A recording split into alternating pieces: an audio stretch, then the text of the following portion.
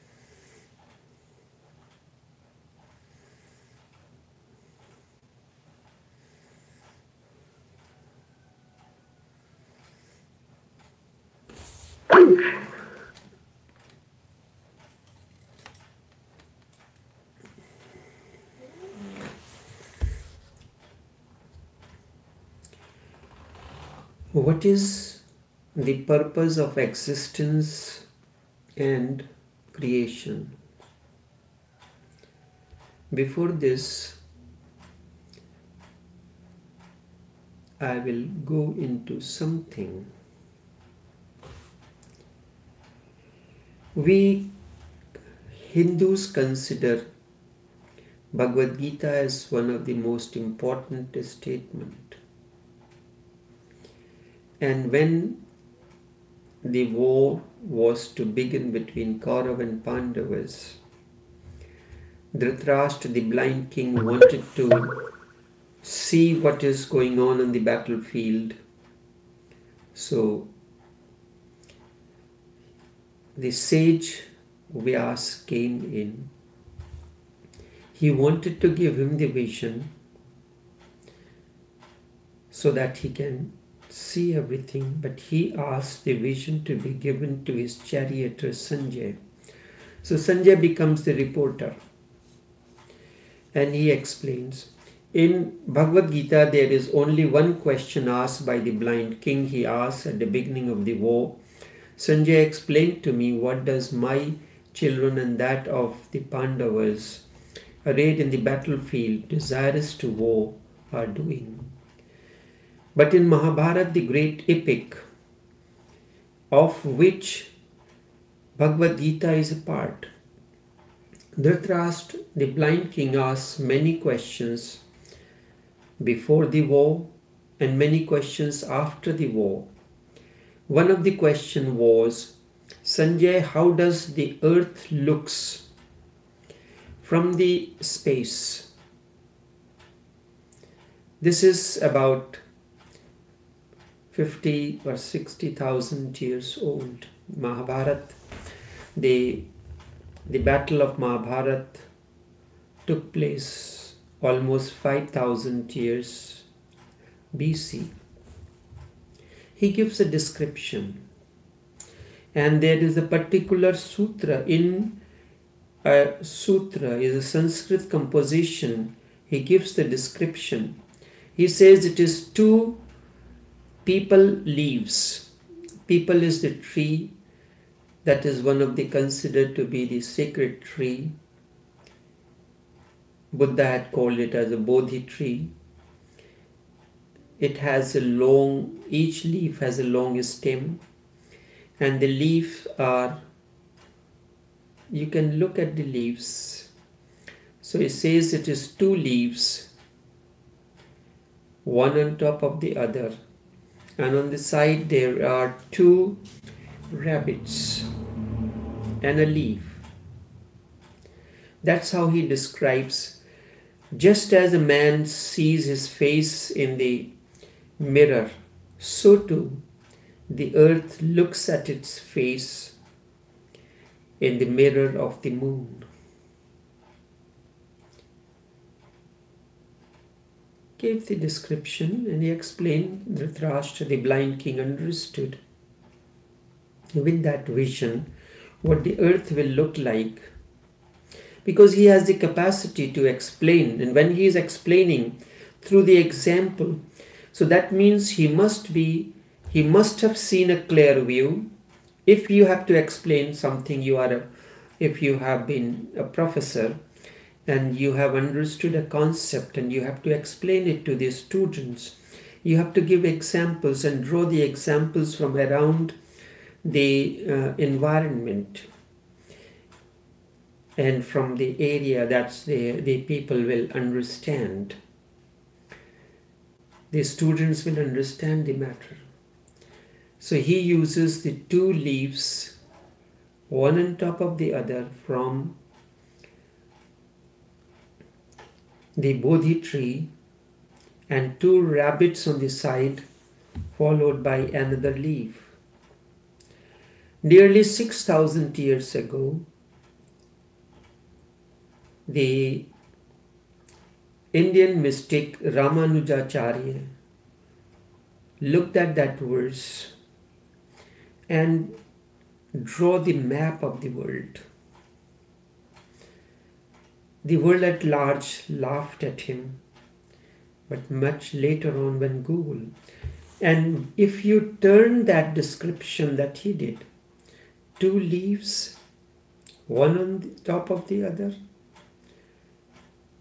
when this image is turned over upside down, the two leaves on top and the below looks like America.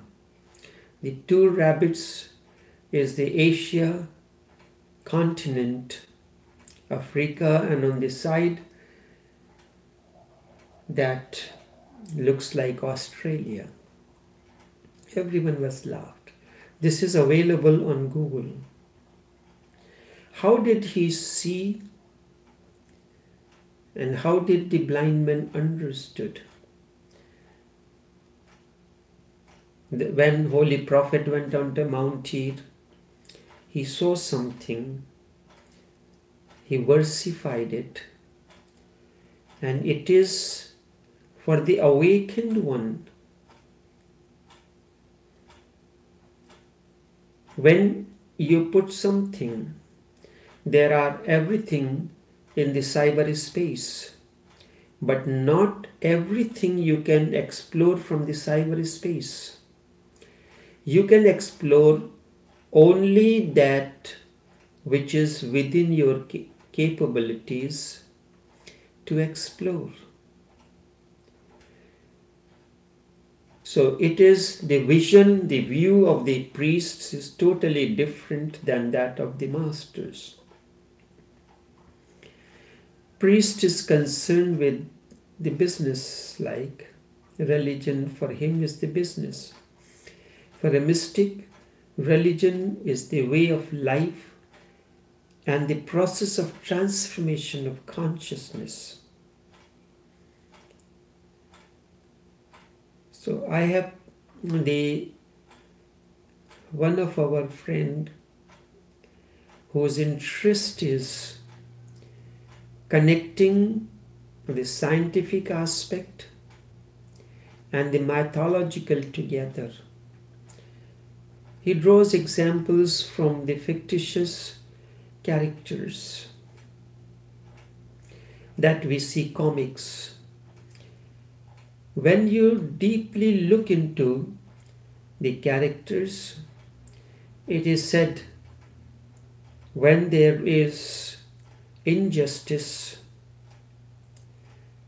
the person who has played the character of Hulk, he gets rage and he turns into Hulk. And he destroys that whatever force is there for the humanity and returns back to his normal. According to Hindu mythology, Shiva's Rudra form, where he does the dance of destruction, Rudra form, the form exhibiting tremendous anger for this sustenance of and maintenance of the human values. In the character of the Wonder Woman, there is a woman, she was created out of the muck, and then the God infused life into her, and she becomes a Wonder Woman to take care of, to fight against injustice. According to Hindu mythology, Parvati, the consort of Shiva, created Ganesh out of the muck, and then she was at the same plane as that of her consort Shiva. She infused life into her, and that became, the Hindus have given it a religious texture, the comics, but the idea, the concept is basically the same. Wonder Woman is created by the muck, Ganesh is created by the muck, and the person who is writing, does it mean that he had been reading the Hindu mythology? No, everything is in the cyberspace. When he is connected to that cyberspace, that particular aspect, he creates a character. William Shakespeare has used, they are known as fictitious plays and everything. But when you look into, hardly anyone worked on the spiritual dimension of William Shakespeare. But to me, if had he been in the East, he would have been a master, a mystic. But he was of that characteristic quality. So coming back, there are two things, existence and creation. Sometimes they are used as synonyms. What is the purpose of it? There is a question. You said that God is the creative process.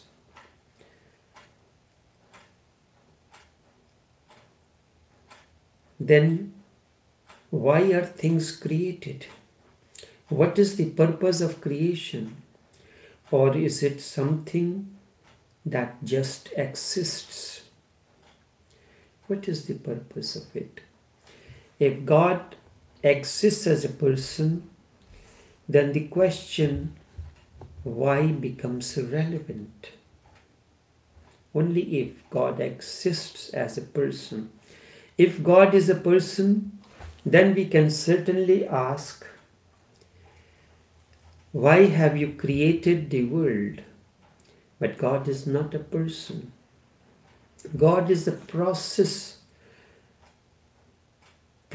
of is the creative process. You cannot ask the question, why do you exist, if it is a process. Existence exists without any cause.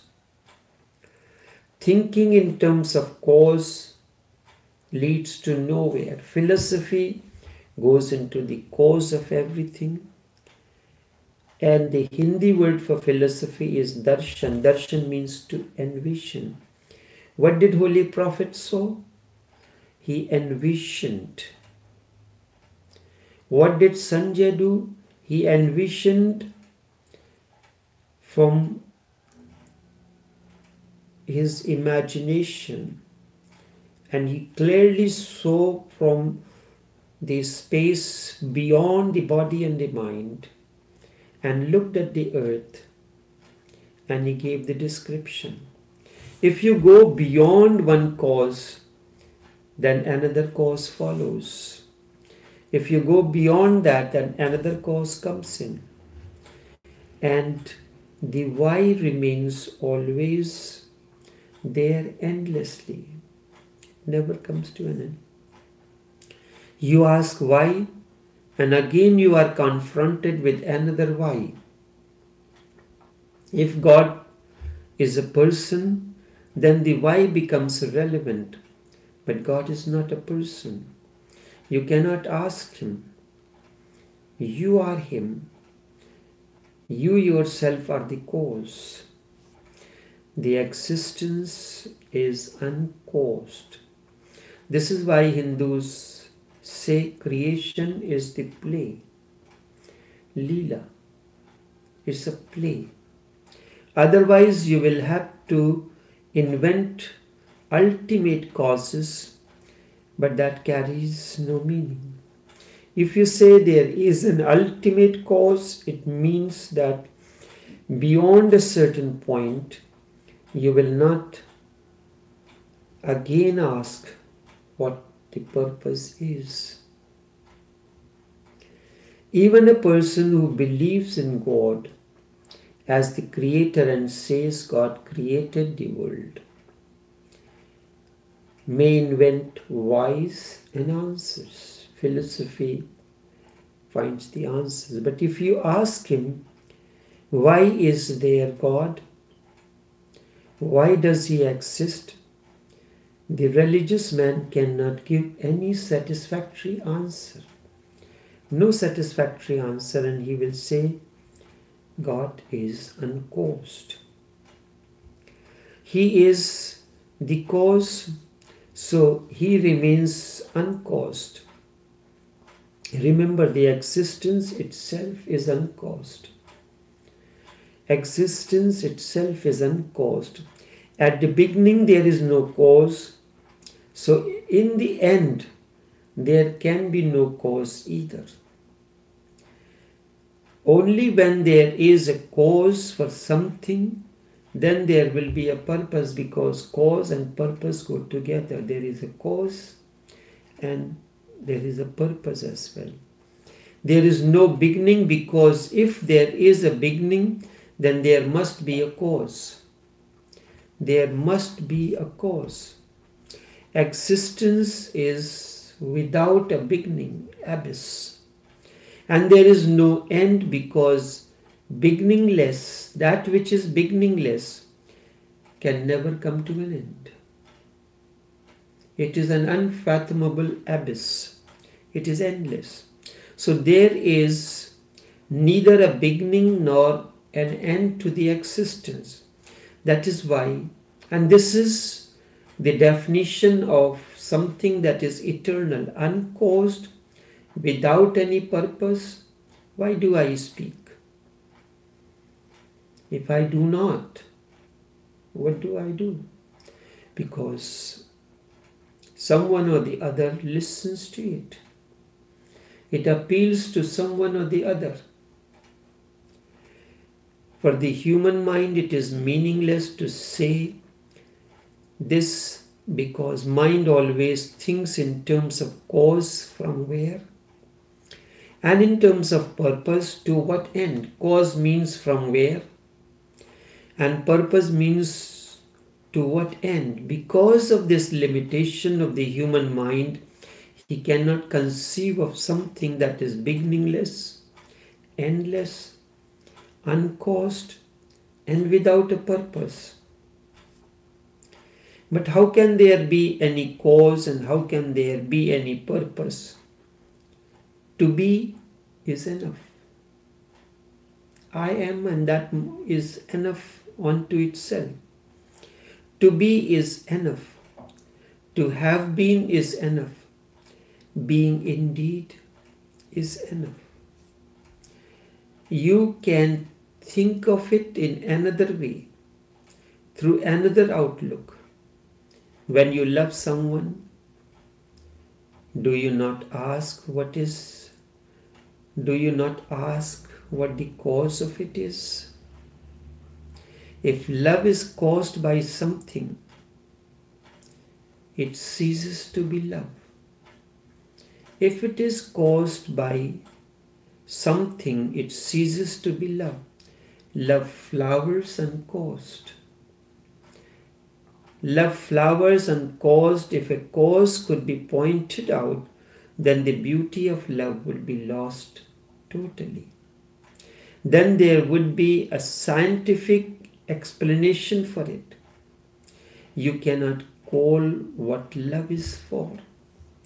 There is no purpose in love. If I love you, I cannot ask why. If I love you for some reason, then that is not love. Love is always purposeless. In love, we come closest to God. That is why Jesus said, God is love.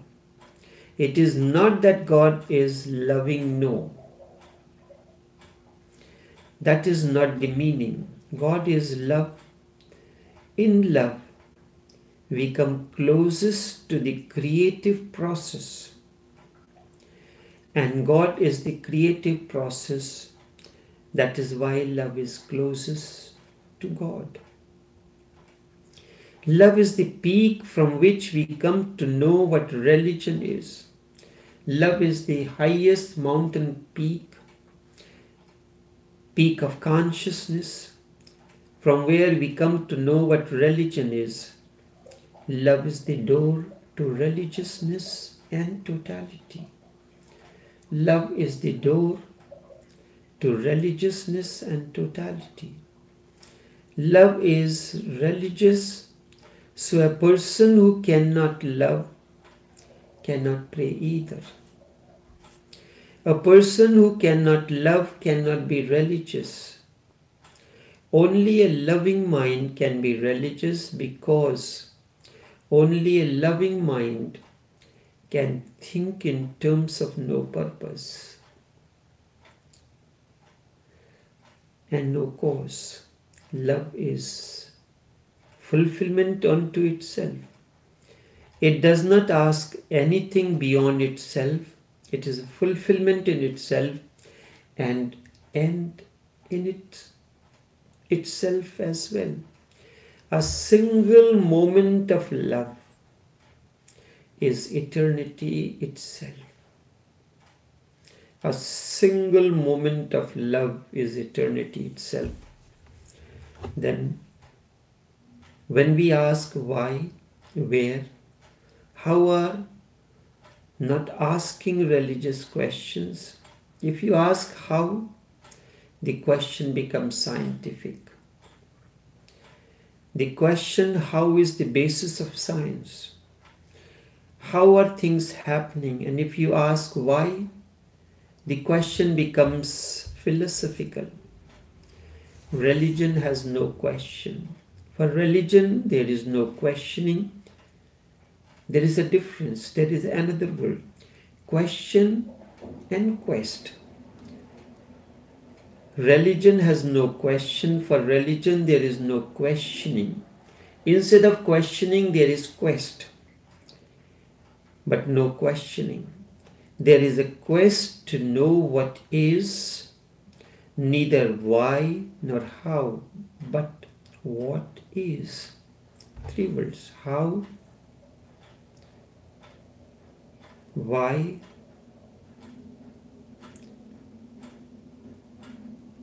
how you enter into science, why you enter into philosophy, what is. A man comes to Buddha and he said, I am an atheist. I do not know if God exists or not. Can you explain to me? Buddha said, who said there is no God? God is all around.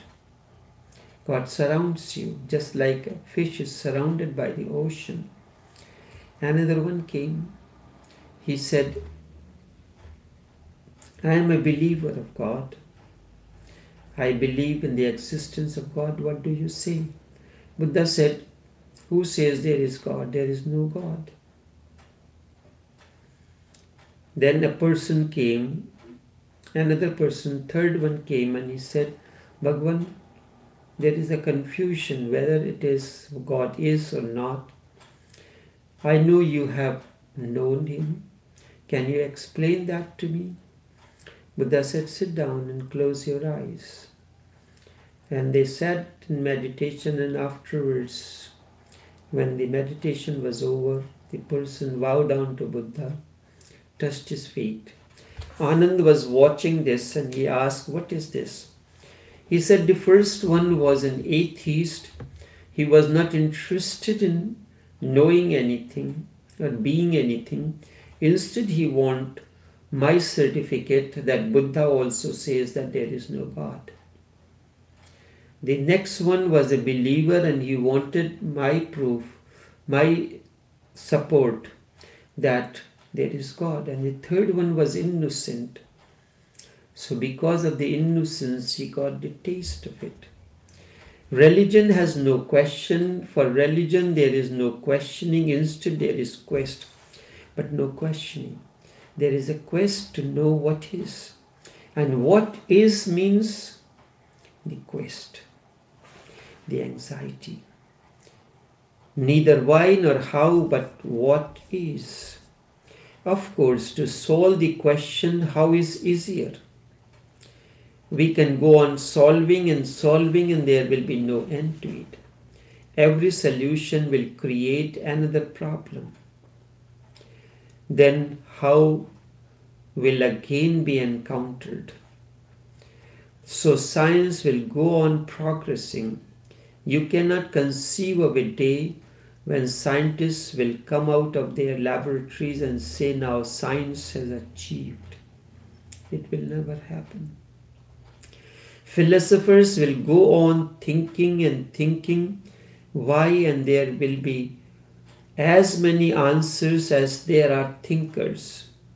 If everybody on the earth begins to think about it, there will be millions and millions of answers. Everyone can say because of this or that, this is happening.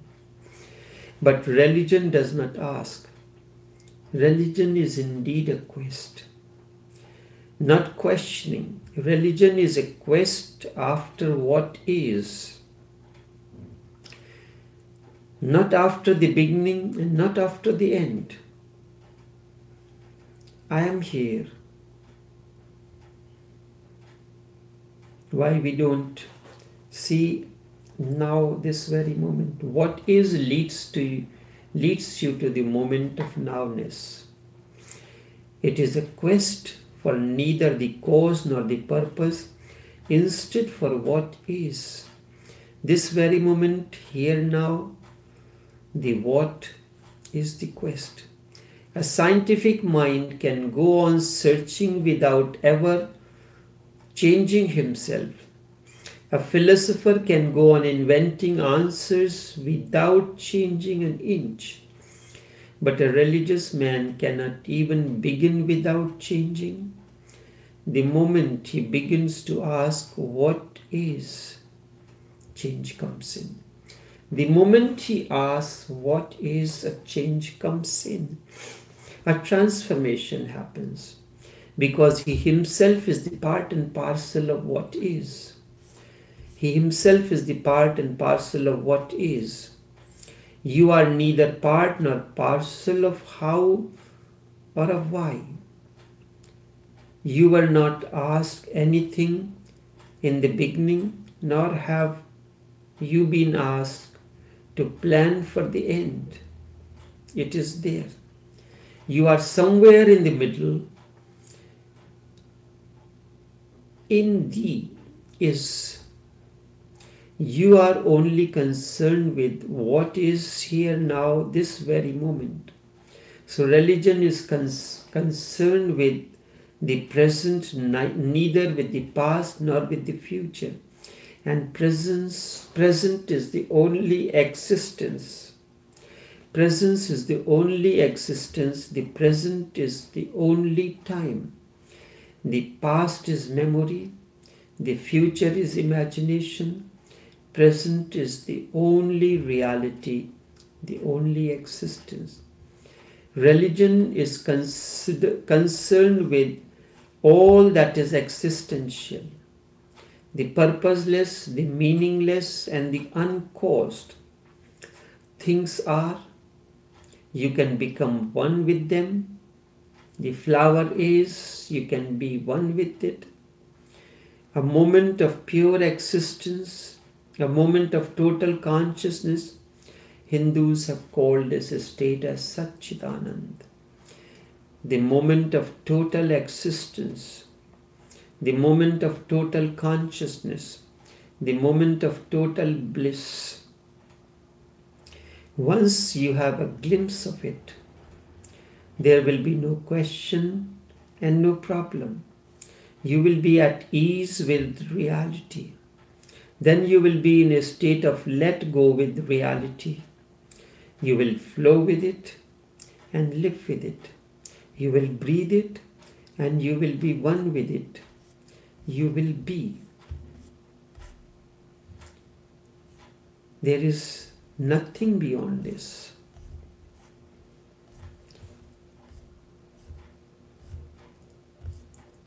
Everything, when you get the glimpse of it, there will be no question and no problem. You will be at ease with reality. Then you will be in a state of let go with reality. You will flow with it, you will live with it, you will breathe it, and you will be one with it. You will simply be. Only this much for this morning. Until tomorrow, take care and do have a pleasant day.